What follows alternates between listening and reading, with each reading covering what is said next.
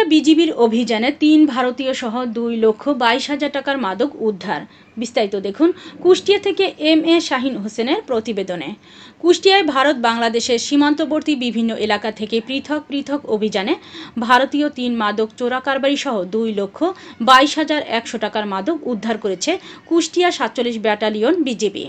Kushtia 47 battalion বিজিবির অধিনায়ক lieutenant colonel মাহবুব মোর্শেদ রহমান এক বিজ্ঞপ্তির মাধ্যমে এ তথ্য নিশ্চিত করেন।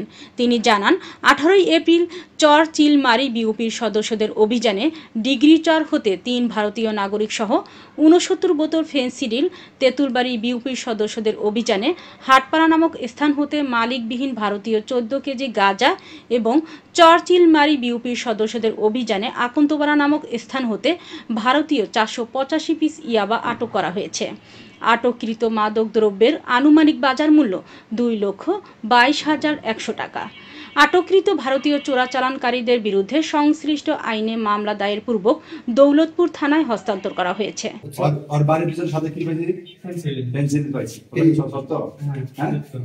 তোমরা যে পেন্সিল ওর কাছে দিছো কথা সত্য? তোমাদের কোনো ভয় ভীতি দেখানো হয়েছে? কোনো মারধর করা হয়েছে? কোনো হুমকি টুমকি দেওয়া হয়েছে? তোমরা যে এই কাজটা করছো এর ভিতরে কোনো আমরা যা বললাম, হ্যাঁ আমরা যা বলছি এর ভিতরে কোনো মিথ্যা কিছু আছে? তোমরা মামগুলা যে আনছো আইনে যে ওর বাড়িতে ওর বাবার কাছে দিছো শরীফের, তোমার নাম কি? তোমার নাম কি? তোমাদের অরিজিনাল বাড়ি কি ভারতে না বাংলাদেশে? ভারতে। তোমরা কখন বাংলাদেশে আসছিলা? 4:30টার সময়। 4:30টায়। ওর বাড়িতে ঢুকছো কটায়? 5টায়। আসার সময় কি কি নিয়ে আসছো? পেন্সিল কয় বোতল? 69 বোতল।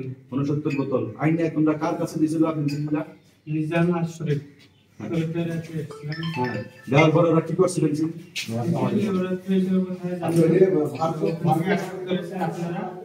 আর ওর বাড়ি থেকে আমাদেরকে অ্যাপোজ করেছে।